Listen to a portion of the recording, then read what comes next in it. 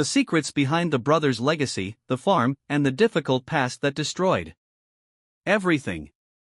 After Edward's father died, his two sons, Joshua and Michael, gathered at the family home on the hill where they had spent their childhoods to settle their inheritance. The house, surrounded by oak and apple trees, stood on the edge of a small Illinois town where time stood still every fall as fallen leaves covered the porch and the path to the old barn. Edward had always been a strict but fair man. He had no favorites and tried to raise his sons equally, even though each of them had grown up with a different set of values and worldview. Joshua stayed by his father's side, working on the farm, helping with the cattle and the fields. Michael had moved to the big city, gotten an education, and became a lawyer, rarely coming back.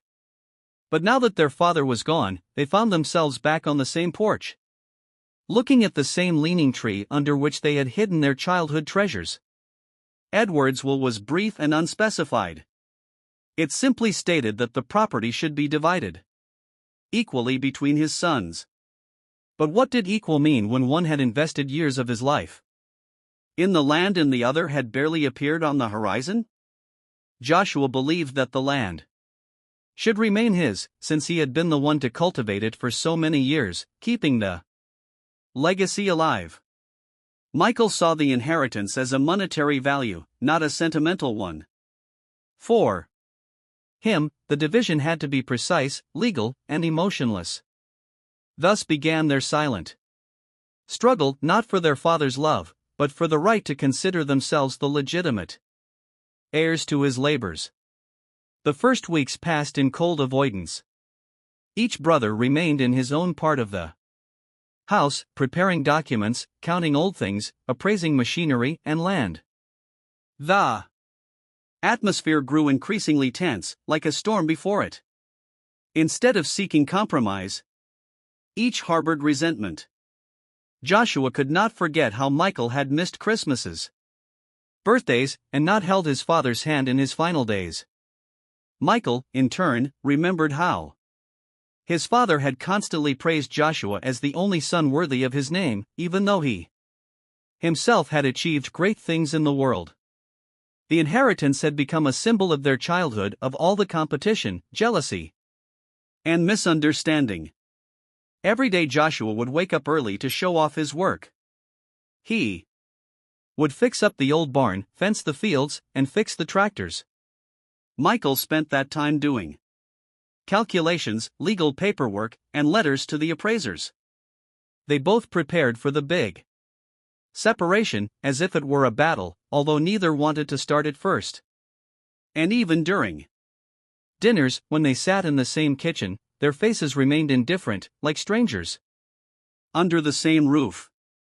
Time passed, the trees lost their leaves, and the night frost stiffened the porch. Opening the safe only heightened the tension. Inside were old letters, photographs, a pile of receipts and notes, priceless to one, useless to the other. Joshua found a zoo ticket there, dated 1993. When they had all gone to Chicago together. Michael saw in those papers nothing but unnecessary clutter. They both wanted to prove that they deserved the inheritance more, but neither understood that with each passing day they were losing the most important thing: each other. The neighbors began to notice how the family home was turning into a landfill of misunderstandings. The once warm place now looked dead. Joshua became more gloomy. Michael more rigid. They did not participate in local events, did not communicate with former friends. Their quarrel became noticeable even in their appearance, emaciated faces, lost sparkle in their eyes, clenched jaws.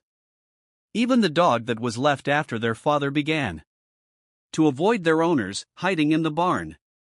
When spring came, everything was decided unexpectedly.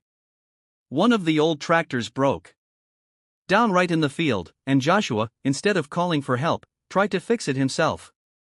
He fainted from fatigue and cold. It was then that Michael, who had never been close to physical labor, rushed to him, picked him up, dragged him into the house, warmed him. For the first time in Many months they did not speak, but both realized that their confrontation had lost its meaning. The next morning, when Joshua woke up, Michael was already packing his things. All the documents were on the table. He had left his share of the land to his brother, taking only money for old stocks that had no emotional value. Joshua did not stop him. He only looked out the window, through which the first spring sun was breaking through. They did not say goodbye with words. But that morning there was no anger in Joshua's eyes, and pride in Michael's gaze. There was something else, silence, which replaced all arguments. Several years passed. Joshua continued to live on the farm, occasionally visiting the old safe with letters and tickets. Michael occasionally wrote letters, without much meaning, just to remind himself of himself. They never quarreled again. And although the family home no longer saw them together, a piece of the other remained in each of them. It was not the inheritance, not the land, and not the money that became the main asset after the death of his father, but the ability to forgive in the end. In those days when Joshua was alone on the farm, he remembered more and more of his early years, how he and Michael had run through the fields, hidden in the corn, caught grasshoppers to make imaginary pets. He remembered how they had been afraid of the dark. Together, how they had crept together to the old barn where, according to legend, a great black owl lived. Back then, as children, there had been no division, no dispute over the right to anything, just a simple world where brother was the closest friend.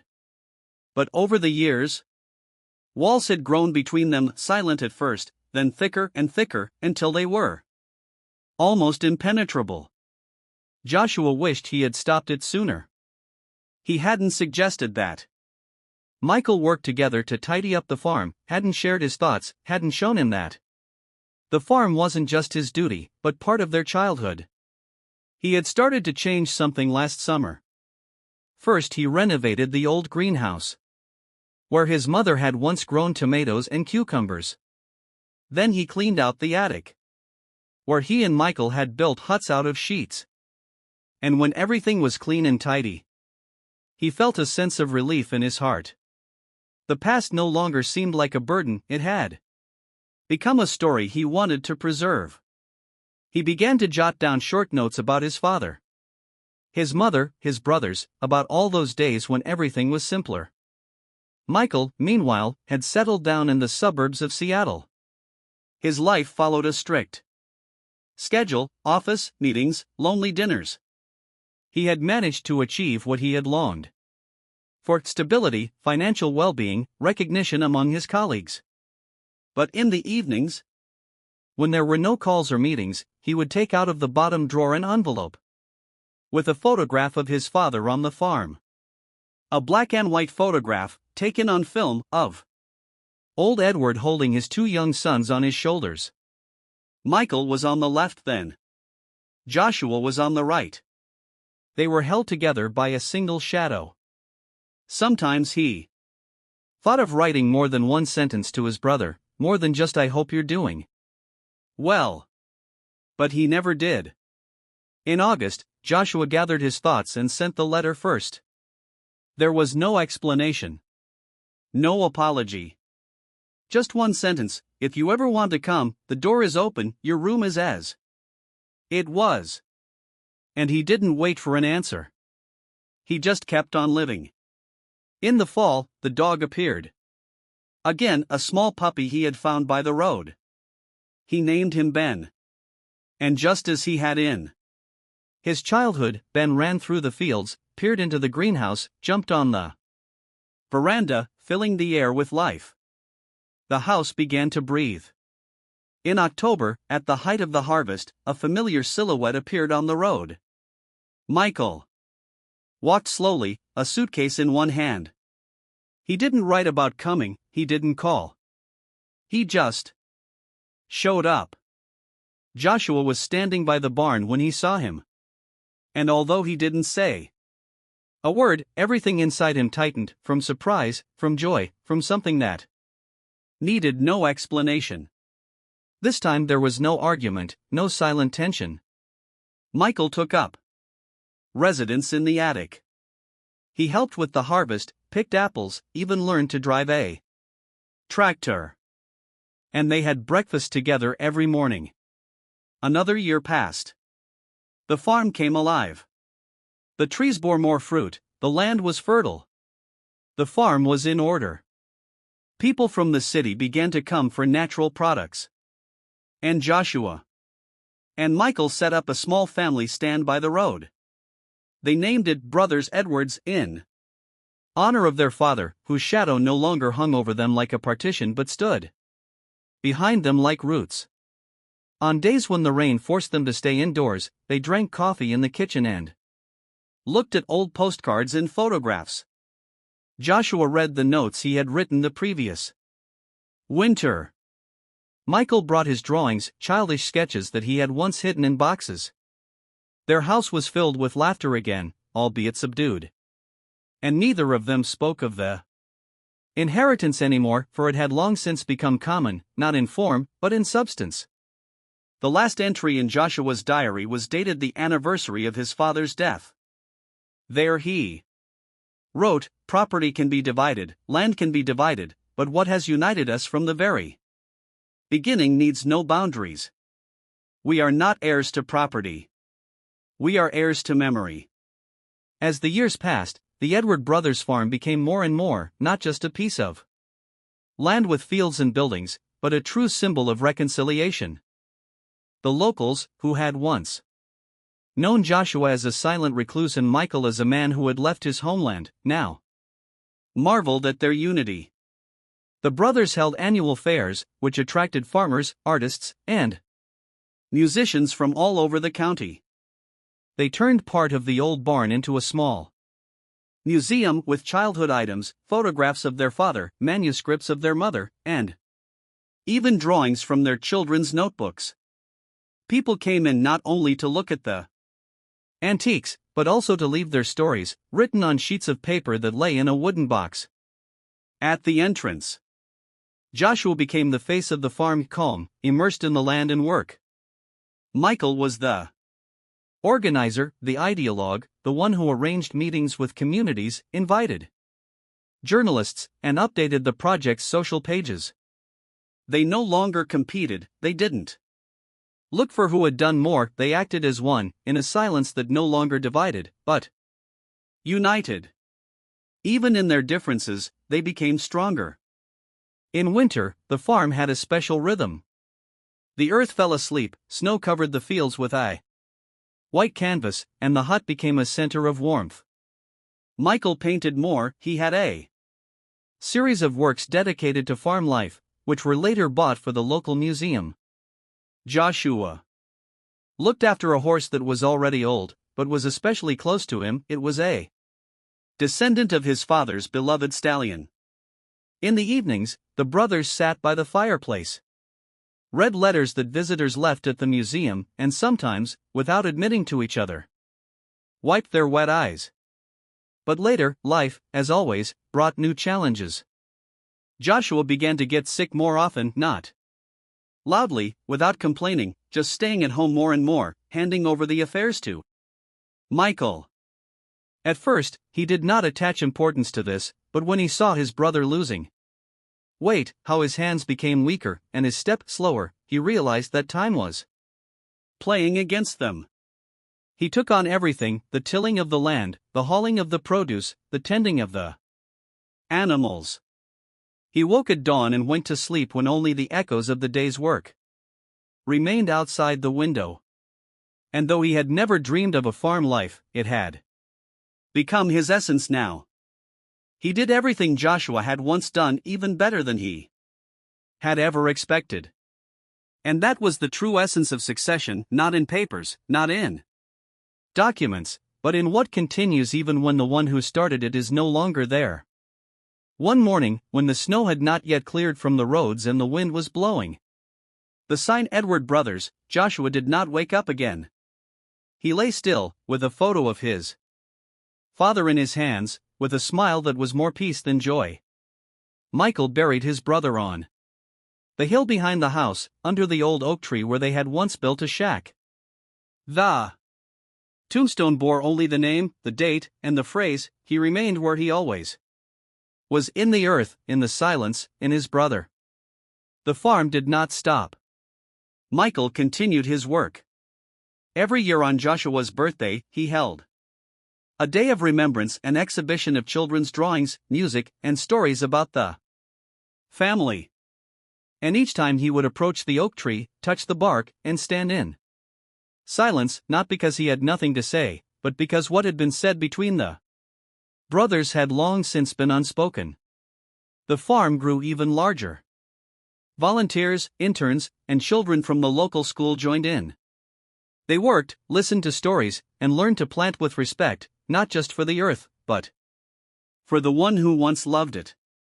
And everyone who came to the farm saw that not only crops were grown here, memory, reconciliation, and love were growing here. It had been several months since Michael had been left alone on the farm. The work had kept him from going crazy. Every morning he had gone out to the horses, fed the chickens, checked the greenhouses, and tried not to notice the emptiness that was slowly seeping into every corner of the house.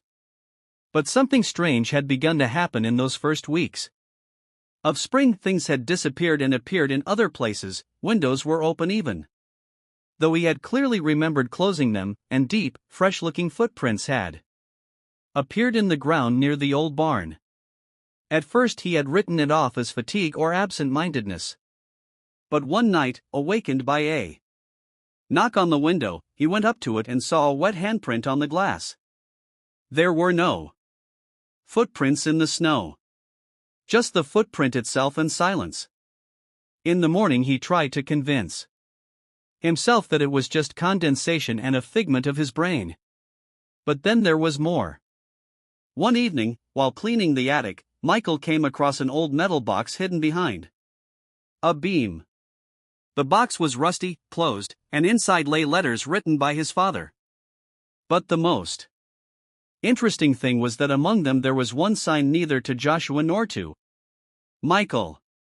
The letter was addressed to a third person, to a Michael froze. The family had never mentioned anyone with that name. But the content of the letter made him shiver. In it, his father spoke of a debt, of land that was not quite theirs, and that something had to be returned, otherwise the curse would fall on the blood again. At first it seemed like drunken ravings, written during difficult years. But there were several letters, and all of them were disturbing, fragmentary, with mentions of the man who had once helped save the farm, and about the condition that none of the brothers seemed to have fulfilled. The last of the letters contained a warning: if I am not there, and if does not get what he promised, someone will come and get his own. And then brother will not vouch for brother. Michael began to question the old-timers of the village. And only one woman, an old friend of his mother, cautiously recalled that many years ago a man named Archer had often appeared on the farm. Michael began to question the old-timers of the village. His investigation was cautious, almost secretive. He did not want too much attention, because every word, every mention of the past now seemed too fragile. And only one woman, an old friend of his mother, cautiously recalled that many years ago a man named Archer had often appeared on the farm. Tall, sullen, with too deep a gaze for country life. She said that he had never been an official employee, but he had appeared often and stayed long. The locals said that there was something more between him and Michael's mother than just friendship. Michael did not want to believe it. Not because it contradicted his childhood memories, but because this Archer did not fit at all into the image of the family he remembered. But something about this story did not give him peace. He began to search further in old bills, records, notebooks that remained in his father's office. And then he found a mention of a person with that name in the farm expense lists. A payment to Archer W., dated 20 years ago, for repairs to the barn and work in the workshop. He put everything else aside and began to dig deeper.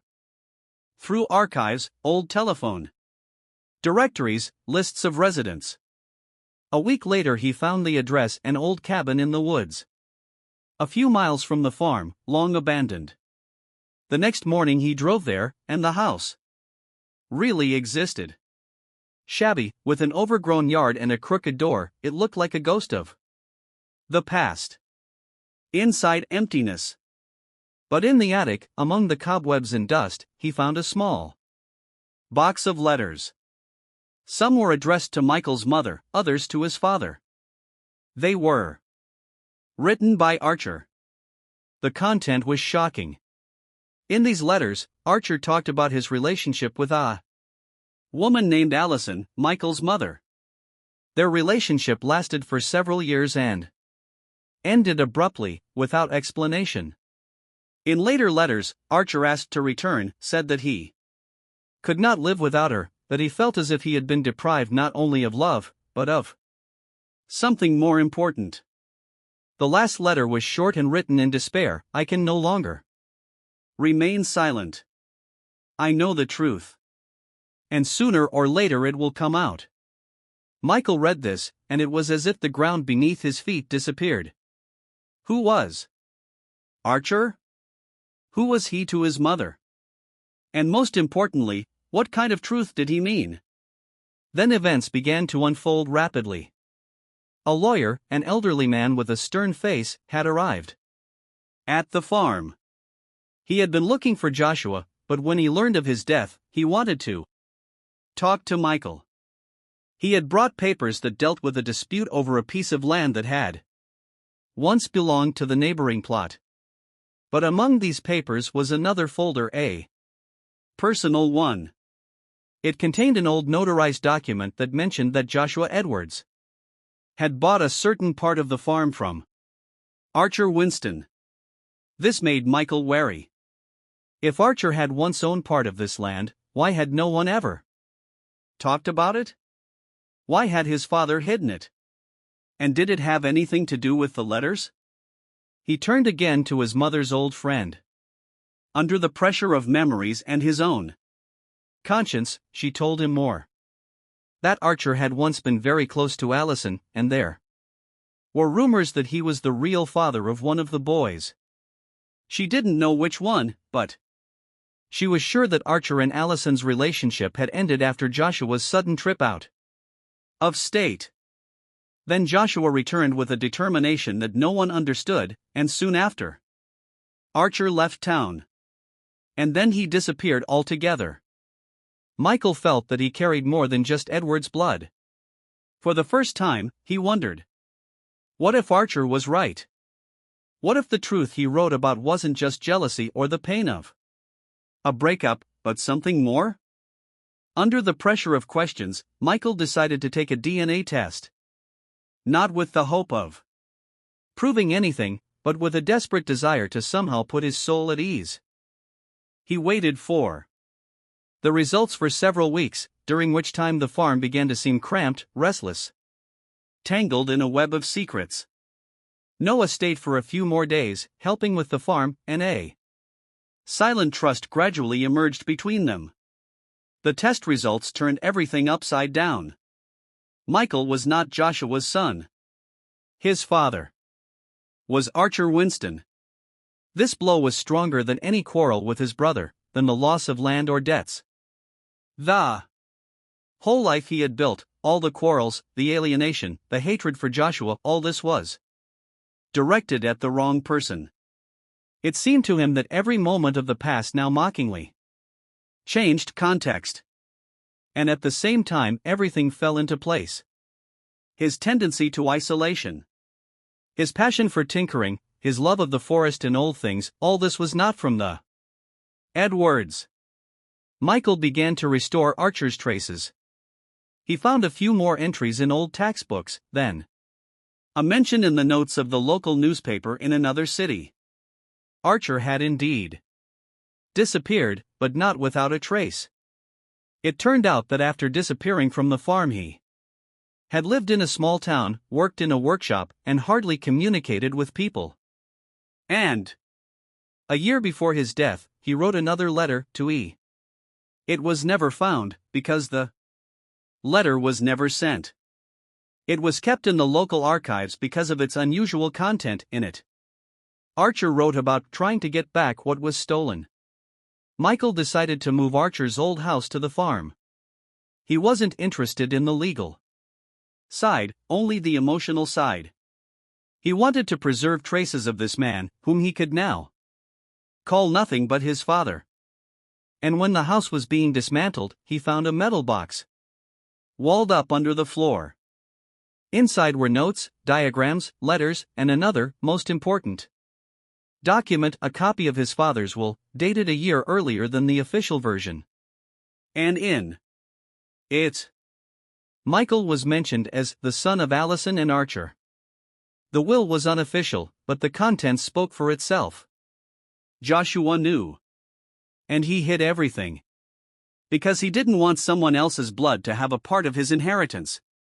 Michael stared at the yellowed pages for a long time, and finally realized his whole life had been lived not with that name, not with that story, but with that heart that chose the land, the people, and justice. Now the farm belonged not to Joshua's sons, but to Archer's son. And that was what changed everything, for it was no longer a symbol of strife, but a symbol of a truth that could not be hidden. Michael thought he had discovered everything. That the past, no matter how tangled, had finally unfolded the truth before him. But true secrets rarely lie on the surface, and even the most trusting hearts do not always know who is really next to them. Everything changed when he accidentally stumbled upon a hiding place in his father's workshop. A small box built into the bottom of an old cabinet that he was already planning to dismantle for firewood. Inside were yellowed pages, a leather-bound notebook, and a key. On the first page, Joshua's hand had written just one word, Archer. Michael opened the notebook. They were Joshua's notes, thoughts, fragments of memories, fragmentary phrases that seemed meaningless at first. But gradually a picture began to emerge from them. Joshua had known about Allison and Archer's relationship long before Michael was born. He had never told anyone, not even Allison herself. But the jealousy he felt had become the basis for everything that happened afterward. He knew that the child Allison was carrying might not be his. But he had decided to stay. Anyway, not because he had forgiven her, but because he wanted to be in control. He felt he could erase the past, destroy all traces of Archer, prove to himself that the truth didn't matter if it could be hidden. He destroyed most of the letters Archer had sent, but he kept one. The one the old woman had mentioned. He kept it, not for Allison, but for himself. As proof that he hadn't given up. And as a curse that kept him from sleeping well at night. The key to the box belonged to a safe hidden in the basement. Michael knew about it, but he thought it was empty or had long since been opened.